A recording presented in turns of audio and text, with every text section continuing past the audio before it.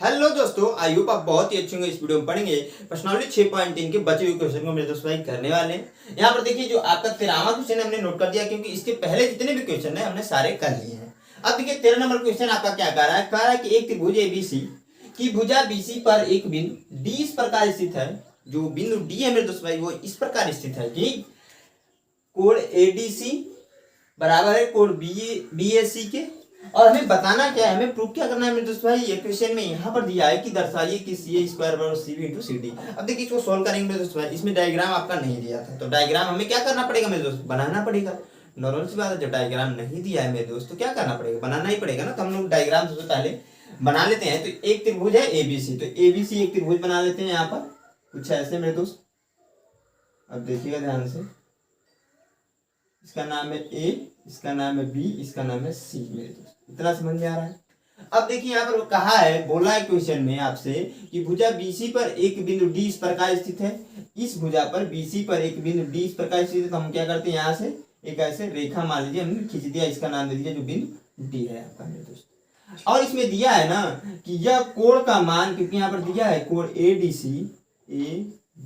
सी भैया, यह कोण का मान कोण B A C,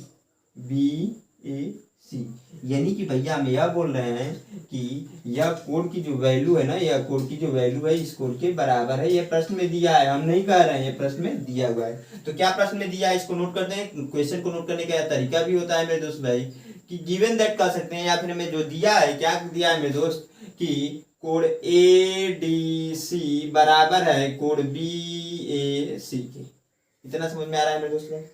I hope आप लोग को समझ में आ रहा है जो चीज मैं बता रहा हूँ। ये तो भैया दिया है आपका। उसके बाद से हमें सिद्ध क्या करना है, तो हमें सिद्ध करना है भैया, हमें बताना क्या, हमें क्वेश्चन में सोल्व क्या करना है। तो सिद्ध करना है आपका, सिद्ध करना है भैया कि सी ए स्क्वायर बराबर C B dot C D, इसे ही लाना है। तो इसको आप क्या कीजिए मेरे दोस्त भाई ना, अब सबसे बड़ी क्वेश्चन एक आपके मन में यह आता है कि कैसे इसको करेंगे, क्योंकि देखिए सी डी स्क्वायर में आ जा, सॉरी सी ए स्क्वायर में आ जा रहा है, तो आपको कंफ्यूजन हो जाएगा कि कैसे करेंगे।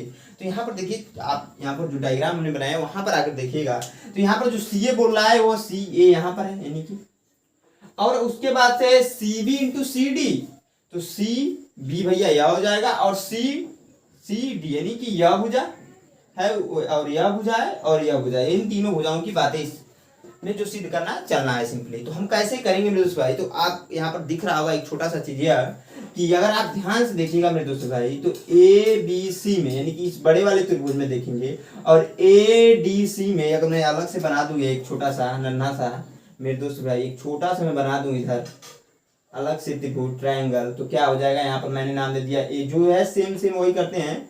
यहाँ पर डी था तो डी नाम दे दिया हमने, सी दे दिया। हमने बोला भैया इस बड़े वाले त्रिभुज को देखिए, बड़े वाला त्रिभुज अलग से भी बना देता हूं मैं, ए बी सी। इस त्रिभुज को देखिए, इस त्रिभुज को देखिए मेरे दोस्त भाई, यहाँ पर एक चीज दिया हुआ है कि यह जो कोण है ना इस कोण के बराबर है, यह कोण इस कोण के बराबर है। और साथ में मेरे दोस्त भाई जब दूसरा सॉल्व करने जाएंगे तो यह कोण भी बराबर हो जाएगा। उसके पहले एक चीज ध्यान से देखिए, यहाँ पर यह भुजा और यह भुजा की बातें हमें यहाँ पर प्रूव करनी है। इन्हीं तीनों भुजाओं से कुछ भी करके हमें प्रूव करनी है मेरे दोस्त भाई। तो आप खुद बताइए, आप दोनों अगर इस बड़े वाले त्रिभुज को और छोटे वाले त्रिभुज को हम लोग मेरे दोस्त भाई, आप खुद बताइए मेरे दोस्त भाई, आप बैठे हुए हैं, खुद बताइए कि यह त्रिभुज और इस त्रिभुज को हम लोग समरूप कर दे तो हो सकता है, क्योंकि भुजाओं का अनुपात ही तो दिया है मेरे दोस्त, ये भुजाओं का अनुपात ही तो दिया है। इसको आप ऐसे न मानकर ऐसे मान लीजिए ना कि सी ए इंटू सी ए बराबर है C B dot C D के, ऐसे लिख सकते हैं ना, सी ए स्क्वायर को लिख सकते हैं कि नहीं मेरे भाई, लिख सकते हैं। तो वही काम करना है, क्योंकि भैया हमने बताया कि ए बी सी और ए डी सी में यह भुजा तो दोनों में है। क्या है यह भुजा, उभयनिष्ठ भुजा है, क्योंकि दोनों में कॉमन है यह भुजा। तो इसके सहारे हम जब प्रूव करेंगे ना, क्योंकि हमें संगत भुजाओं का अनुपात समानुपाती होता है, हमने पढ़ा है, यह पढ़ा है कि नहीं, पढ़ा है ना, तो उसके सहारे हो सकता है। क्योंकि मेरे दोस्तों भाई सी ए इंटू सी ए स्क्वायर के स्थान पर और C B into C D. अब देखिए मेरे दोस्तों भाई, यहाँ पर इसको हमने कहा कि समरूप कर देंगे तो हो जाएगा। तो आपको समरूप होता हुआ दिख भी रहा होगा, क्योंकि यहाँ पर दिया है कि कोण ए बराबर है कोण डी के, साथ में यह कोण जो होगा मेरे दोस्तों भाई दोनों में सम्मिलित है, क्योंकि भैया ए बी सी को देख लिए, ए डी सी को देख लिए, दोनों में सम्मिलित हो क्या हो जाएगा, उभयनिष्ठ कोण हो जाएगा, उभयनिष्ठ कोण हो जाएगा। तो यहाँ पर आप इसको सॉल्व कर लेते हैं। तो यहाँ पर कैसे सॉल्व करेंगे मेरे दोस्त भाई, यहाँ पर क्या करना है हमें, सिद्ध जो करना है इसको सॉल्व कर लेते हैं। तो हम नोट डाउन करेंगे त्रिभुज ए बी सी में, डायरेक्टली मैंने लिख दिया त्रिभुज ए बी सी में। इस बड़े वाले त्रिभुज में देखेंगे मेरे दोस्त भाई, वह लिख सकते हैं ए लिख सकते हैं साथ में, ए त्रिभुज ए डी सी में, दोनों में देखिएगा मेरे दोस्त भाई। हमने कहा त्रिभुज ए बी सी और ए डी सी में देखेंगे तो ध्यान से देखिए, कोड आपका दिया है ए बराबर, कोड ए बराबर दिया है, को ऐसे दिया तो ऐसे लिख लो, कोड ए डी सी बराबर दिया है आपका प्रश्न में कोड बी ए सी के। यहाँ पर जो आपने नोट किया समीकरण नंबर 1 नोट कर दीजिएगा। यहाँ से हम कह सकते हैं समीकरण 1 से हमने यहाँ नोट किया, समीकरण 1 से मेरे दोस्त भाई हमने आप बोल सकते हैं। अब देखिए मेरे दोस्त भाई, हमने कहा कि यह कोड इस कोड के बराबर है और यह कोड दोनों में सम्मिलित है, क्योंकि आप देखोगे तो यहाँ पर हम नोट डाउन कर सकते हैं कोड सी बराबर है कोड सी के, क्योंकि भैया ये क्या है, उभयनिष्ठ कोड है, उभयनिष्ठ कह लें या फिर कॉमन है, दोनों में कॉमन एंगल है। तो यहाँ पर क्या हो जाएगा आपका मेरे दोस्त भाई, हमने पढ़ा है कि कोण कोण समरूपता से दोनों त्रिभुज समरूप हो जाएंगे। क्या पढ़ा है कि कोण कोण समरूपता से हमें बोल सकते हैं मेरे दोस्त भाई, कह सकते हैं क्या कि ये दोनों त्रिभुज समरूप हो जाएंगे। तो यहाँ पर नोट डाउन करेंगे, अतः कोण कोण समरूपता से, कोण कोण समरूपता से मेरे दोस्त भाई यह हम कह सकते हैं, यहाँ पर आसानी से बोल सकते हैं कि त्रिभुज ए बी सी समरूप है त्रिभुज ए डी सी के। भैया जब भैया हमने दोनों त्रिभुज समरूप कर दिया तो अतः मैं यहाँ पर नोट करता हूँ, मैं नीचे नहीं नोट करता हूँ क्योंकि जगह बहुत है, बहुत सारा हमारे पास है। अतः संगत भुजाओं का अनुपात, क्योंकि कोणों की जरूरत हमें है नहीं तो हमने कोण के बारे में नहीं लिखेंगे। संगत भुजाओं का अनुपात, रेशियो होता है इंग्लिश में, अनुपात बराबर समानुपाती कर लीजिएगा, अनुपात समानुपाती होगा, समानुपाती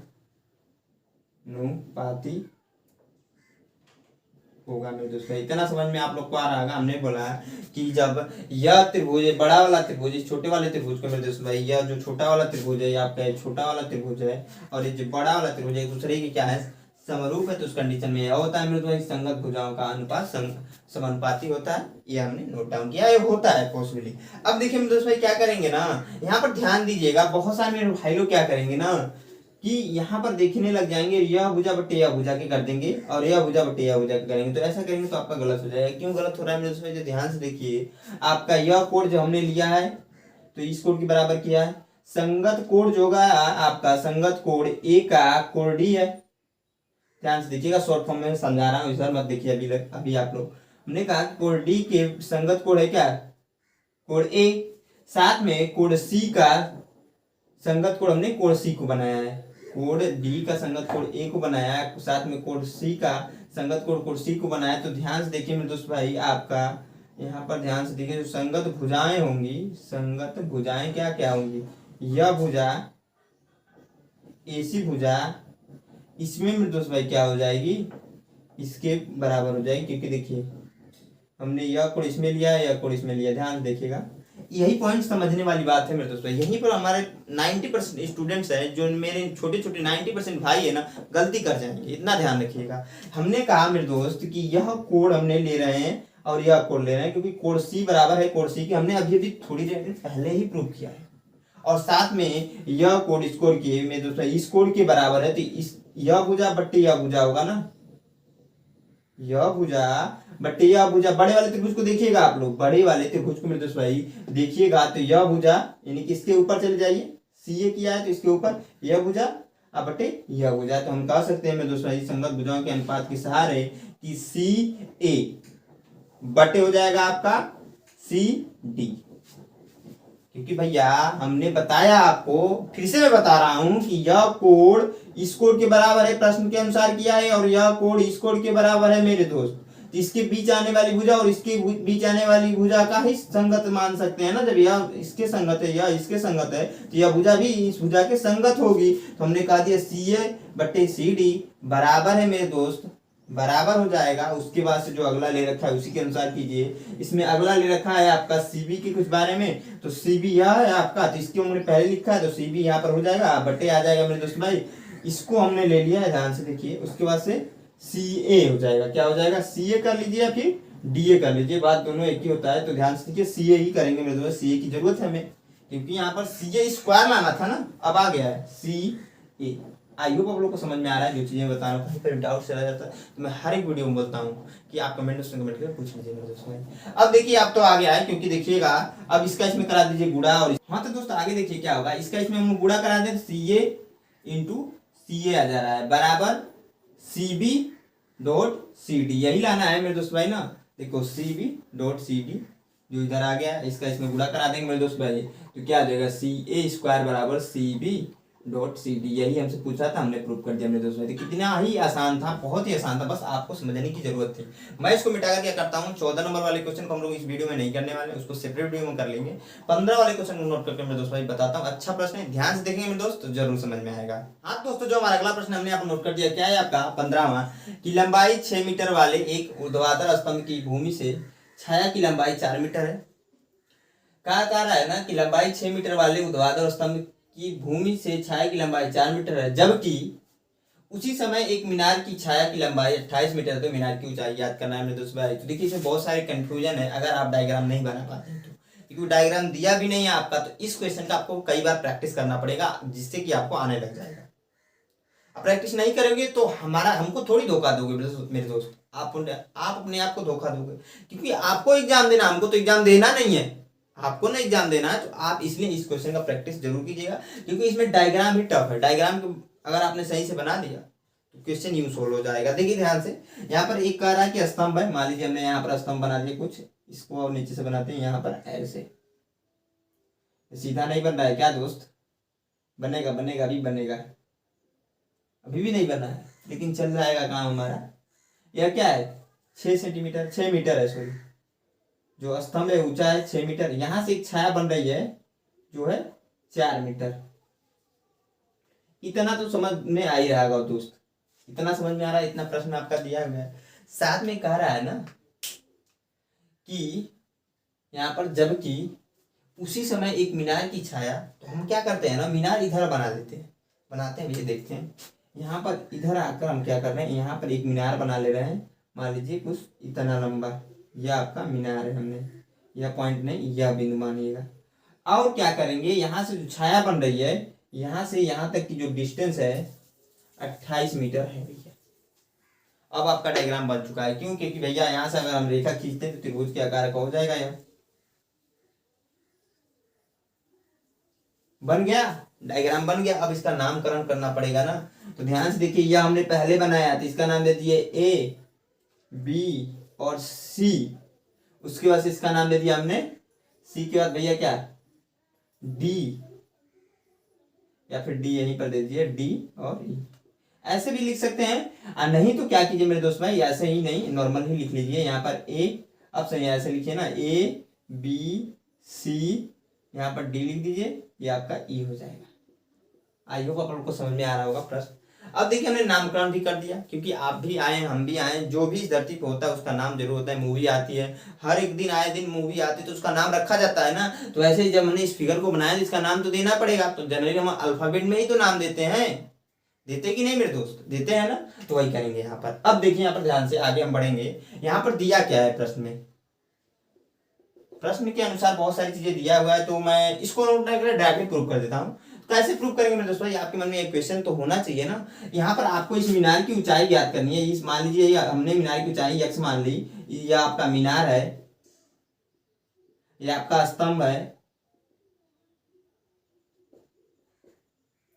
यह आपका मेरे दोस्त मीनार है, यह आपका स्तंभ है। तो मीनार की ऊंचाई ज्ञात करनी है, तो कैसे ज्ञात करेंगे? तो आपको सिंपल से यहाँ पर दिख रहा होगा, इसकी वैल्यू पता है, इसकी वैल्यू पता है, और इस बड़े वाली जो वैल्यू है इसकी भी पता है, इसकी वैल्यू नहीं पता है। लेकिन आपने पढ़ाई किया, जो बड़ा वाला त्रिभुज है ई डी ए कह लीजिए, ए डी ई कह लीजिए, इसमें ही आपको और साथ में यह जो है इसमें दोनों कोण बराबर है। दोनों यानी कहने का मतलब भैया इतना है कि दोनों त्रिभुजों को अगर हम समरूप करते हैं, इस वाले त्रिभुज को, ये बड़ा वाला त्रिभुज है, जो बड़ा वाला त्रिभुज है, इस छोटे वाले त्रिभुज को हम लोग क्या करें, समरूप करते हैं, तो आपका हो जाएगा। क्यों? क्योंकि यह भुजा बट्टे यह भुजा का अनुपात इक्वल हो जाएगा इस बड़ी वाली भुजा के और बट्टे इस भुजा के समानुपाती होता है, नहीं बराबर हो जाएगा। तो हम वही काम करेंगे मेरे दोस्तों। तो कैसे करेंगे? तो सिंपली देखेंगे आप लोग, इस बड़े वाले त्रिभुज को इस छोटे वाले त्रिभुज को ए डी ए में, बी सी ए में, तो यह दोनों में कोण सम्मिलित है तो क्या हो जाएगा, उभयनिष्ठ कोण हो जाएगा, या फिर हम कह लें कॉमन हो जाएगा, कॉमन एंगल हो जाएगा, कॉमन एंगल हो जाएगा मेरे दोस्तों। साथ में एक चीज और है कि यह जो कोण बनेगा ना 90 ऊर्ध्वाधर खड़ा है ना दोनों चीजें, तो 90 अंश होगा। तो सिंपल सी बात भैया, कोण को समरूपता से हमारा सोल्व हो चुका है। तो उसको हम लोग कैसे लिखते हैं उसको भी तो करना है यहाँ पर। तो लिख लेते हैं मेरे दोस्त भाई, यहाँ पर नोट डाउन करेंगे। त्रिभुज ई डी ए व त्रिभुज ई सी ए में, हमने कहा भैया इस बड़े वाले त्रिभुज और छोटे वाले त्रिभुज में देखेंगे तो कोण आपका ध्यान से देखिए क्या है, बी सी, बड़े वाले को लिखिए क्योंकि हमने बड़े वाले को पहले लिखा है ना। तो ई त्रिभुज, सॉरी कोण रहेगा यहाँ पर, कोण ई, क्योंकि कोण की बात चल रही है तो कोण ही रहेगा।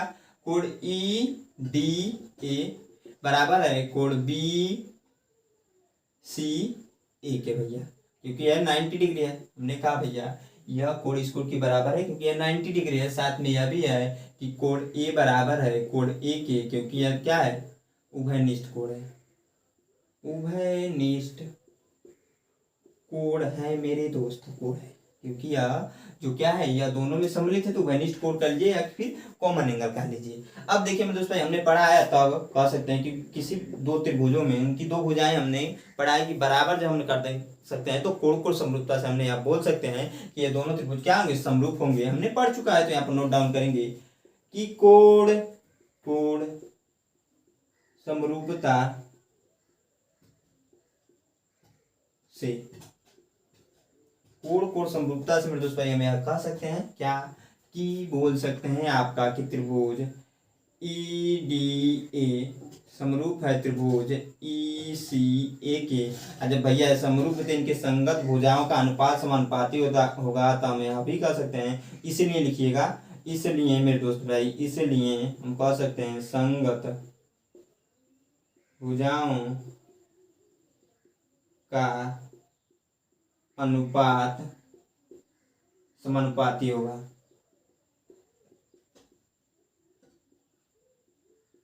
इतना समझ में आ रहा है? संगत भुजाओं का अनुपात समानुपाती होगा, यानी कि ईडी कह सकते हैं मेरे दोस्त भाई, ईडी बटे यह भुजा बटे यह भुजा, क्योंकि संगत भुजाओं का बात चलती है। तो यहाँ पर ध्यान से देखिएगा, यह कोण है आपका ना, साथ में यह कोण है, यह तो भुजा दोनों में है, ये तो सॉरी यह कोण तो दोनों में है, ये तो हम कह सकते हैं यह भुजा बटे यह भुजा। तो क्या हो जाएगा आपका, ईडी लिखा है बीसी लिख लीजिएगा बराबर। आप इस बड़ी वाली त्रिभुज को देखिएगा तो बड़ा वाला त्रिभुज क्या है, डी ए बटे सी ए, बस हो तो गया भैया, कहाँ इतना परेशान हो बाबू। ईडी की वैल्यू क्या है, ईडी की वैल्यू प्रश्न में देखिए, ईडी की वैल्यू हमने एक्स मानी तो एक्स रखिए। बीसी की वैल्यू क्या है, 6 है तो 6 रख दीजिए भैया। डीए की वैल्यू 28 है, आप लोग को दिख रहा होगा क्योंकि भैया यहाँ पर 28 दिख रहा है। और सीए की वैल्यू आपका 4 है तो 4 रख दीजिए। आगे सोल्व कर ले रहा हूँ मैं यहीं पर, देखिएगा ध्यान से। अब देखिए भैया इसमें क्रॉस मल्टीप्लाई करते हैं, आपको पता है वो, बस सिर्फ और सिर्फ इसका कीजिएगा क्योंकि हमें फिर से वही करना पड़ जाएगा। अगर इसका इसमें करेंगे तो यक्स बराबर क्या हो जाएगा, 28 × 6 बटे 4, 4 एकम 4, 4 सत्ते 28 होता है भैया। तो यक्स बराबर क्या हो जाएगा, इसका इसमें गुणा हो तो 7 छके 42 मीटर। तो मीनार की ऊंचाई होगी वो 42 मीटर होगी मेरे दोस्त भाई। आई होप आप लोग को समझ में आया होगा, इतना समझ में आया होगा। अब देखिए मैं इसको मिटाकर जो 16वां क्वेश्चन है और इस प्रश्नावली का लास्ट प्रश्न है उसको बताता हूँ मेरे दोस्त भाई। अच्छा प्रश्न भी है, ध्यान से जरूर देखिएगा। एक चीज और मैं कहना चाहूंगा मेरे दोस्तों भाई, अभी तक आपको वीडियो अच्छी लगी तो एक लाइक दोस्तों के साथ शेयर कर दीजिए, क्योंकि वीडियो पे भी उतने नहीं आते जितने हम लोग मैं एक्सपेक्ट करता हूँ। तो दोस्तों के साथ शेयर कीजिए, दबाकर शेयर कीजिए। एक बंदा जो भी वीडियो देख रहा है ना, अपने 10 दोस्तों को शेयर करे, कम से कम 10 दोस्तों को शेयर करे और बोले चैनल को सब्सक्राइब करने के लिए। आप नहीं सब्सक्राइब किए तो आप भी सब्सक्राइब कर लीजिए मेरे चैनल को। मैं इसको मिटा करके करता हूँ, 16वें क्वेश्चन को बताता हूँ दोस्तों भाई। अच्छा प्रश्न है, ध्यान से देखेंगे जरूर समझ में आएगा वो भी।